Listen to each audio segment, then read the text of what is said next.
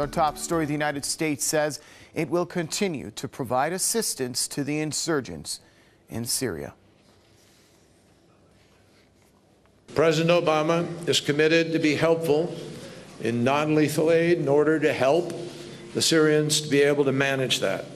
For the last several months, we have steadily increased our non-lethal assistance to more than $127 million, and that is an extremely productive afternoon. Kerry was speaking at the end of the so-called Friends of Syria conference in Turkey. He says the Obama administration has decided to provide the foreign-backed Syrian opposition with what he calls a new package of non-lethal aid. The package, which is valued at $123 million, includes body armor, night vision goggles, and other military equipment which could be used in combat. Just hours ahead of the so-called Friends of Syria conference, Kerry met with the leader of the foreign-backed Syrian National Coalition.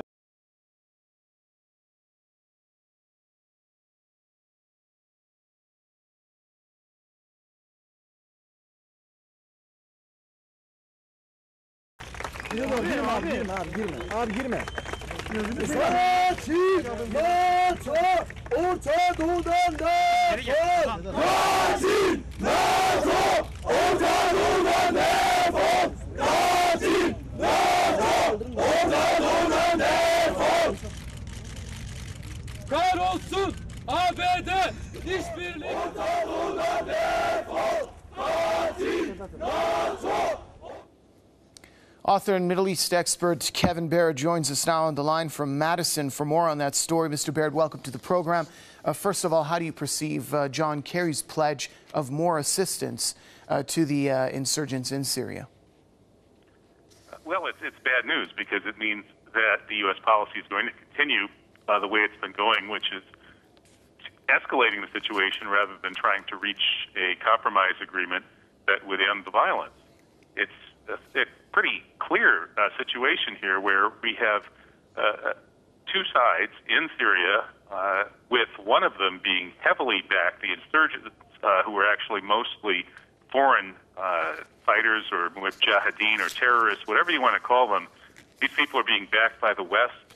They're getting more and more arms. The purpose of this, apparently, is just to keep the fighting going. And I do think that the U.S. policy seems to still be captive to the known plan of the State of Israel, which wants to break Syria up into pieces, like other countries, the way Iraq has been broken to pieces by the U.S. invasion. Sudan's been broken apart. Libya's been broken apart. They're trying to do the same thing to Syria. I'm hoping that at some point the U.S. leaders will come to their senses and realize that there could be all kinds of blowback from the destabilization of Syria, that arming these people is not a good idea, but it seems that they just keep digging their hole deeper and deeper. And also, I'd like to get your thoughts on the nature of this assistance package, which the U.S. insists on calling it non-lethal aid. Right. They like to say they're giving non-lethal aid to forces that are actually committing terrorism, but we know that the U.S. has actually been training and arming some of these people for many, many months. So escalating non-lethal aid does not mean that they're somehow providing humanitarian assistance to feed people who are going to make peace.